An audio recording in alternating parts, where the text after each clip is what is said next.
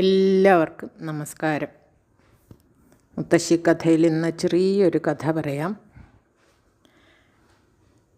ചെമ്മന്തിട്ട എന്ന സ്ഥലത്ത് ഒരു ഭാർഗവിയമ്മ എന്ന് പറഞ്ഞിട്ടൊരു സ്ത്രീ ഉണ്ടായിരുന്നു. ഒറ്റയ്ക്ക് ആരുമില്ല, കൂടെ ആരുമില്ലാതെ ഒറ്റയ്ക്ക് കഴിയുന്ന ഒരു സ്ത്രീ ആയിരുന്നു അവർ. ഒരു ഗുരുവായൂരപ്പ ഭക്ത ആയിരുന്നു.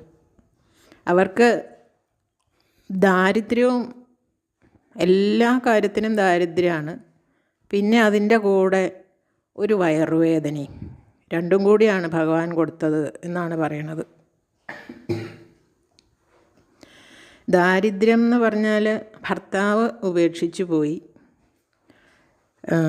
ഒരു മകൻ ഉണ്ടായിരുന്നു, ആ മകന് 1 വയസ്സായപ്പം ഭർത്താവ് ഇട്ടിട്ട് പോയി. ആ മകനെ എങ്ങനെയൊക്കെയോ കഷ്ടപ്പെട്ട് വളർത്തി വലുതാക്കി ഉദ്യോഗസ്ഥനുമായി. മകൻ ഉദ്യോഗസ്ഥനായി കഴിഞ്ഞപ്പോൾ അത്യാവശ്യം അങ്ങനെ മറ്റുള്ളവരുടെ മുമ്പിൽ കൈ നീട്ടാതെ കഴിഞ്ഞുകൂടാം എന്നുള്ള ഒരു നില വന്നു. എന്നാലും ഈ വയറുവേദന വിട്ടുപോണേയില്ല. എന്നും വയറുവേദനയാണ്. ഈ പല വൈദ്യന്മാരെയും കണ്ടു, അവരൊന്നും ചികിത്സിച്ചിട്ട് ഈ വയറുവേദന മാറണില്ല.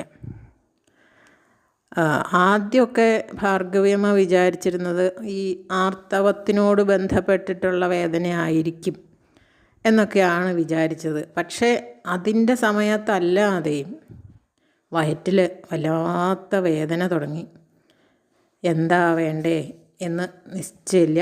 അങ്ങനെ ഇരിക്കുമ്പോൾ അവർക്ക് തോന്നി ഒരു 41 ദിവസം ഗുരുവായൂർ പോയി ഒന്ന് ഭജന ഇരിക്കാം.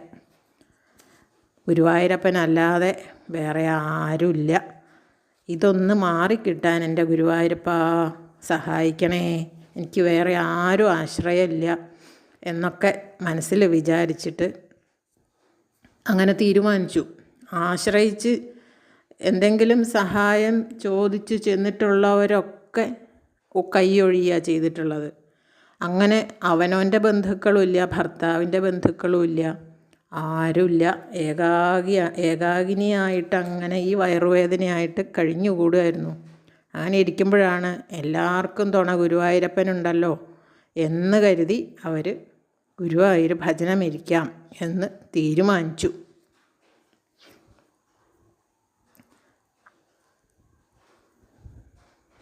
ഭാർഗവിയമ്മയെ കണ്ടാൽ നല്ല അത്യാവശ്യം സുന്ദരിയായിരുന്നു അത്രേ. അപ്പോൾ ഈ ഒറ്റയ്ക്ക് കഴിയുന്ന സുന്ദരി അല്ലെങ്കിലും സുന്ദരിയാണെങ്കിലും ഒക്കെ ഒറ്റയ്ക്ക് കഴിയുന്ന സ്ത്രീകളെ പറ്റി അപവാദം പറയാൻ ഈ ലോകത്തിന് നല്ലൊരു ഉത്സാഹം കൂടുതലുണ്ടാവും. അവരെങ്ങനെയാണ് കഴിയുന്നത് എന്ന് ആരും നോക്കാറില്ല.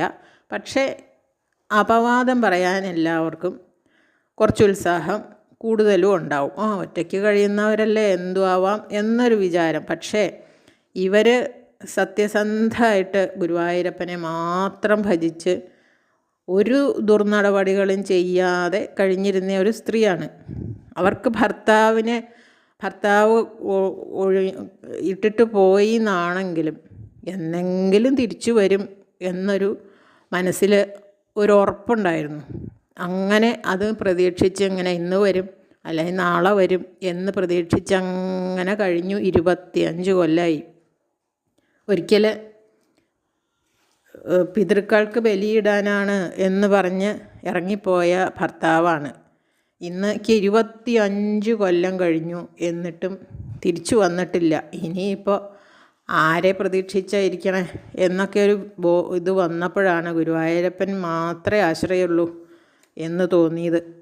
അപ്പോൾ ഭാർഗവി അമ്മ മനസ്സിൽ വിചാരിച്ചു, എൻ്റെ ഈ 41 ദിവസം കഴിയുമ്പോഴേക്ക് എൻ്റെ ഈ വയറുവേദന നിശേഷം മാറുവാണെങ്കിൽ കഴുത്തിൽ കിടക്കണ ഈ താലിമാല ഊരി ഭഗവാന് സമർപ്പിക്കും എന്ന് മനസ്സിൽ വിചാരിച്ചു. അങ്ങനെ തീരുമാനിച്ചു. അങ്ങനെ അവർ ഗുരുവായൂർ പോയി. ആ ഗുരുവായൂർ ഭജന ഇരിക്കുന്ന സമയത്തും അവർക്ക് നല്ല വയറുവേദന തോന്നിയിരുന്നു. പിന്നെ ഭജനം കാലം കൂടാൻ സമയം ആവുമ്പോഴത്തേനും ഈ വയറുവേദന കുറഞ്ഞു കുറഞ്ഞു കുറഞ്ഞു കുറഞ്ഞു വന്നു തുടങ്ങി. 41 ദിവസം കഴിഞ്ഞപ്പോഴത്തേക്ക് അവരുടെ ആ വയറുവേദന നിശേഷം മാറി എന്നാണ് പറയണത്. അത്രയും ഭക്തിയോടെ ഭഗവാന്റെ നിവേദ്യച്ചോറും മാത്രം കഴിച്ച് ഭഗവാനെ മാത്രം വിചാരിച്ച് 41 ദിവസം അവിടെ ഭഗവാനെ പ്രാർത്ഥിച്ച് അവിടെ കഴിഞ്ഞുകൂടി. അങ്ങനെ ആ വയറുവേദന നിശേഷം മാറി. ഭാർഗവീമ്മയുടെ പ്രാർത്ഥന ഭജനം കാലം കൂടിയതോടെ ഫലിച്ചു എന്നാണ് പറയുന്നത്. ഭാർഗവീമ്മ ഈ ഭർത്താവ് കഴുത്തിൽ കെട്ടിയ ആ കെട്ടുതാലി ചെയിനും അഴിച്ചെടുത്തിട്ട് ആ കാലം കൂടിയ ദിവസം മേശാന്തിയുടെ അടുത്ത് ചെന്നു. മേശാന്തിയെ ഏൽപ്പിച്ചു. ഇത് ഭഗവാന്റെ കഴുത്തിലൊന്ന് അണിഞ്ഞ് കാണാനൊരു മോഹമുണ്ട് എന്ന് പറഞ്ഞു. അപ്പോൾ അദ്ദേഹം അത് അണിഞ്ഞ് കാണിച്ചു കൊടുത്തു. ഭഗവാന്റെ കഴുത്തിലും ഇട്ടു തൊഴുതോളൂ എന്ന് പറഞ്ഞു. അങ്ങനെ തൊഴുത് പുറത്ത് കടന്ന സമയത്ത് ഭാർഗവീമ്മയ്ക്ക് തോന്നി കഴുത്തിലെന്തോ ഉണ്ട് എന്ന്. അപ്പോൾ അങ്ങനെ കഴുത്തിൽ തൊട്ട് നോക്കി. ഇപ്പം താലിമാല വീണ്ടും കഴുത്തിൽ വന്ന് കിടക്കണം. കഴുത്തിലൊന്നും ഉണ്ടായിരുന്നില്ല. ആകെയുള്ളത് ഈ കുഞ്ഞൊരു മാല, താലിയായിട്ട് ആ ഒരു മാലയാണ്. അത് ഭഗവാന് കൊടുത്തു, ഭഗവാന് സമർപ്പിച്ച് കഴിഞ്ഞതാണ്. പിന്നെ എങ്ങനെയാണ് ഈ താലിമാല വീണ്ടും ഈ കഴുത്തിൽ വന്നത് എന്നൊക്കെ ആകെ പരിഭ്രമായി. അന്ന് ആരോടും ഒന്നും പറഞ്ഞില്ല. രാത്രിയിൽ മുഴുവൻ ഇതിനെപ്പറ്റി ഇങ്ങനെ ചിന്തിച്ച് കിടന്നു. ഈ ഭഗവാന് കൊടുത്ത താലിമാല എങ്ങനെയാണ് ഞാൻ അറിയാതെ എൻ്റെ കഴുത്തിൽ വന്നത് എന്ന് അവർക്ക് ആകെ സംശയം ഉണ്ടായിരുന്നു. രാത്രി അങ്ങനെ ഇങ്ങനെയും കഴിച്ചു കൂട്ടി പിറ്റേ ദിവസവും നേരത്തെ കുളിച്ച് വീണ്ടും മേശാന്തിയുടെ മുമ്പിൽ ഈ തൃപ്പടിമേൽ താലിമാല കൊണ്ടുവച്ച് കൊടുത്തു. ഇതൊന്ന് ഭഗവാന് ചാർത്തിക്കണം എന്ന് പറഞ്ഞു. മേശാന്തിക്ക് ഒരു സംശയം, ഈ താലിമാല തന്നെയാണല്ലോ ഇന്നലെ ഇതേപോലെ ഒരു താലിമാലയും കൊണ്ട് വന്നിരുന്നല്ലോ ഈ സ്ത്രീ, ഇന്നിപ്പം വീണ്ടും വന്നത് എന്താണാവോ എന്നൊക്കെ അദ്ദേഹവും വിചാരിച്ചു. അപ്പോൾ അദ്ദേഹം വിചാരിച്ചു ഈ സ്ത്രീയെ 2 പേര് കല്യാണം കഴിച്ചിട്ടുണ്ടാവും. അതിലൊരെണ്ണാവും ഇന്നലെ തന്നത്. അവർ 2 പേരും ഓരോ താലിമാല കഴുത്തിൽ അണിയിച്ചിട്ടുണ്ടാവും. അതിലൊരെണ്ണം ഇന്നലെ തന്നു, ഒരെണ്ണം ഇന്ന് തരുന്ന, ഇന്ന് തരുന്നത് അടുത്ത ആൾ അണിയിച്ച മാലയായിരിക്കാം എന്നൊക്കെ മനസ്സിൽ വിചാരിച്ച് ഒന്നും ചോദിച്ചില്ല അവരോട്. അങ്ങനെ അതും അണിയിച്ചു. അവർ കണ്ടു, തൊഴുതു, പുറത്തേക്ക് ഇറങ്ങിക്കഴിഞ്ഞപ്പോൾ വീണ്ടും താലിമാല കഴുത്തിലുണ്ട് എന്നിങ്ങനെ തോന്നുക ഈ സ്ത്രീക്ക്. തോന്നിക്കഴിഞ്ഞിങ്ങനെ തൊട്ട് നോക്കിയപ്പം വീണ്ടും താലിമാല കഴുത്തിൽ വന്ന് കിടക്കണു. എന്താ വേണ്ടതെന്നറിയാണ്ടേ ആയി. ഭഗവാന് ഇതിഷ്ടപ്പെട്ടില്ലേ, എൻ്റെ ഈ സമർപ്പണം ഭഗവാന് തൃപ്തിയായില്ല എന്നാണ് തോന്നണത് എന്നൊക്കെ മനസ്സിൽ വിചാരിച്ചു. മേശാന്തിയോട് വീണ്ടും പോയി ചോദിച്ചു. 2 പ്രാവശ്യം ഞാൻ ഈ മാല ഭഗവാന് സമർപ്പിച്ചു, എന്നിട്ടും ഞാൻ നോക്കുമ്പോൾ എൻ്റെ കഴുത്തിൽ തന്നെ ഈ മാല വന്ന് കിടക്കണു. അതെന്താണ് അങ്ങനെ എന്ന് മേശാന്തിയോട് അവർ ചോദിച്ചു. അപ്പോൾ അദ്ദേഹം ആലോചിച്ചപ്പോൾ ഒരു കാര്യം തോന്നിയത്, 2 പ്രാവശ്യവും ഭഗവാന് വഴിപാട് സമർപ്പിച്ചിട്ടും നിങ്ങളുടെ കഴുത്തിൽ തന്നെ അത് വന്ന് കിടക്കുകയാണെങ്കിൽ അത് ഭഗവാന് അർഹതപ്പെട്ടതല്ല. അങ്ങനെ അത് നിങ്ങളുടെ കഴുത്തിൽ തന്നെയാണ് കിടക്കേണ്ടത്. അതുകൊണ്ട് അത് നിങ്ങൾ ഇനി ഭഗവാന് കൊടുക്കണ്ട. ഭഗവാന് അത് അർഹതയില്ല. അതുകൊണ്ടാണ് അത് നിങ്ങളുടെ കഴുത്തിൽ തന്നെ വന്ന് കിടക്കണത്. ഭഗവാൻ സന്തോഷത്തോടെ അത് തിരിച്ചു തരികയാണ്. അത് നീ കഴുത്തിലിട്ടോ എന്ന് പറഞ്ഞ് ഭഗവാൻ, അതിൻ്റെ അർത്ഥം നിങ്ങളുടെ ഭർത്താവ് എവിടെയോ ഇപ്പോഴും ജീവിച്ചിരിക്കുന്നുണ്ട് എന്നാണ്. അദ്ദേഹം മരിച്ചിട്ടില്ല, താലിമാല അഴിച്ച് നടക്കണ്ട എന്നാണ് ഭഗവാൻ പറയുന്നത് എന്ന് മേശാന്തി അവരോട് പറഞ്ഞു. അപ്പം മേശാന്തിയുടെ ഈ വാക്കുകൾ കേട്ടപ്പോൾ അവർക്ക് ആകെ ഒരു സമാധാനവും സന്തോഷവും ഒക്കെ തോന്നി. അപ്പോൾ അവർ പറഞ്ഞു, വീട്ടിലേക്ക് തിരിച്ചു പൊക്കോളൂ, ഭർത്താവ് അടുത്ത് തന്നെ വരുന്നുണ്ടാവും, അതുകൊണ്ടാണ് ഭഗവാൻ ഈ താലിമാല തിരിച്ചു തന്നത് എന്ന് പറഞ്ഞു. വയറുവേദനയൊക്കെ എന്നേക്കുമായിട്ട് മാറാൻ പോവുകയാണ് ഭാർഗവിയമ്മേ എന്ന് പറഞ്ഞു.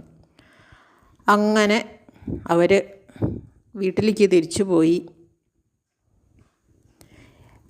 ഭാർഗവിയമ്മയ്ക്ക് എങ്ങനെയാണെന്ന് വെച്ചാൽ, ഭർത്താവ് ഉപേക്ഷിച്ച് പോയി, മകനെ കഷ്ടപ്പെട്ട് പഠിപ്പിച്ച് അവൻ ഉദ്യോഗസ്ഥനായെങ്കിലും കല്യാണം കഴിച്ചതോടെ മകൻ തിരിഞ്ഞു നോക്കാതെയായി. എങ്ങനെയൊക്കെയോ ജീവിക്കണു, അത്രയേ ഉള്ളൂ. അപ്പോൾ മകനുമില്ല, ഭർത്താവുമില്ല, അങ്ങനെ ഒരു ഏകാന്ത ജീവിതവും നാട്ടുകാരുടെ കുത്തുവാക്കും അപവാദവും എല്ലാം സഹിച്ച് വളരെ കഷ്ടപ്പെട്ടിട്ട് കഴിഞ്ഞിരുന്ന ഒരു സ്ത്രീയാണ് ഈ ഭാർഗവിയമ്മ.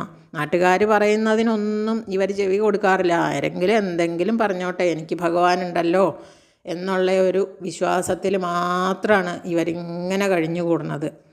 ഇപ്പോൾ ഈ ഗുരുവായൂരപ്പൻ ഇങ്ങനെയൊരു ഇത് കാണിച്ചപ്പോൾ അവർക്ക് ആകെ മനസ്സിലൊരു സന്തോഷവും ഒരു സമാധാനവും, ഭർത്താവ് തിരിച്ചു വരും എന്നൊരു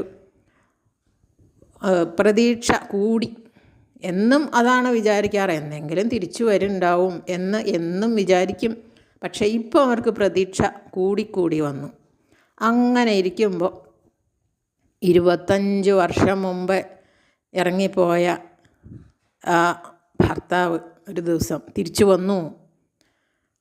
വന്നു. അപ്പോൾ അപ്പോഴേക്കും ഒരു കാര്യം എന്താ ഉണ്ടായെന്ന് വെച്ചാൽ, ഇദ്ദേഹത്തിന് ഈ ഗൃഹസ്ഥാശ്രമത്തിലൊന്നും യാതൊരു കമ്പവും ഇല്ലാതെയായി. സാധാരണ പോലെ നമ്മൾ കഴിയുന്ന പോലെ ഒരു കുടുംബനാഥൻ ഒക്കെ ആയിട്ട് ഭാർഗവിയമ്മയുടെ കൂടെ അങ്ങനെ ജീവിക്കാം എന്നുള്ള ഒരു ചിന്തയിലല്ല അദ്ദേഹം വന്നത്. അദ്ദേഹം അപ്പോഴേക്കും ഒരു സന്യാസ വൃത്തി സ്വീകരിച്ച ആളായിരുന്നു. എങ്ങനെയായാലും ഭർത്താവ് തിരിച്ചു വന്നപ്പോൾ ഭർത്താവിനെ ഭാർഗവിയമ്മ അങ്ങനെ കണ്ണീരോടെ ആ സന്തോഷാശ്രുക്കളോടെ സ്വീകരിക്കുക ചെയ്തത്. എന്നാലും അദ്ദേഹം അവിടെ അധികം നാൾ നിൽക്കാൻ കൂട്ടാക്കിയില്ല. സന്യാസം സ്വീകരിച്ചതുകൊണ്ട് അദ്ദേഹത്തിന് ഈ കുടുംബത്തിൽ കഴിയുന്നത് അത്ര താല്പര്യം ഉണ്ടായിരുന്നില്ല. അദ്ദേഹം വീണ്ടും പോവാൻ ഒരുങ്ങി. അങ്ങനെ ഭാർഗവിയമ്മ എന്ത് ചെയ്തു? ഒരു നിവൃത്തിയില്ല, ഇനി ഇങ്ങനെ ഇവിടെ ഒറ്റയ്ക്ക് ജീവിക്കാൻ വയ്യ, ആരെ കാത്തിട്ടാണ് ഇനി ഇരിക്കണത്? അങ്ങനെ വിചാരിച്ച് അവരും ഈ ഭർത്താവിൻ്റെ ഒപ്പം സന്യാസം സ്വീകരിച്ച് ഭർത്താവിൻ്റെ കൂടെ പോയി സന്യാസിനിയായി എന്നാണ് പറയണത്. അപ്പോൾ ഗുരുവായൂരപ്പൻ അവരുടെ അസുഖം, എന്നോ തുടങ്ങിയ ഒരസുഖം, അത് മാറ്റിക്കൊടുത്തു. ഭർത്താവിനെ തിരിച്ചു കൊടുത്തു. അദ്ദേഹത്തിൻ്റെ ഒപ്പം അവസാനം വരെ സന്യാസിനിയായി. അങ്ങനെ മറ്റുള്ളതൊന്നും ഒരു ചിന്തയും ഇല്ലാതെ കഴിഞ്ഞുകൂടാനും ഗുരുവായൂരപ്പൻ അവരെ സഹായിച്ചു എന്നാണ് വിചാരിക്കേണ്ടത്. അപ്പോൾ താലിമാല തിരിച്ചു കൊടുത്ത ഭഗവാന്റെ ആ അനുകമ്പ കണ്ടില്ലേ? അപ്പോൾ ആർക്കും തുണയില്ലാത്തവർക്ക് ഗുരുവായൂരപ്പനാണ് തുണ എന്ന് ഈ കഥ വീണ്ടും നമ്മെ ഓർമ്മിപ്പിക്കുകയാണ്. ആരും എല്ലാവർക്കും തുണ ഭഗവാനാണ് എന്നാണ് ഈ കഥയെന്ന് മനസ്സിലാവുന്നത്. വേറൊരു കഥയുമായി അടുത്ത ദിവസം വരുന്നത് വരെ എല്ലാവർക്കും നന്ദി, നമസ്കാരം.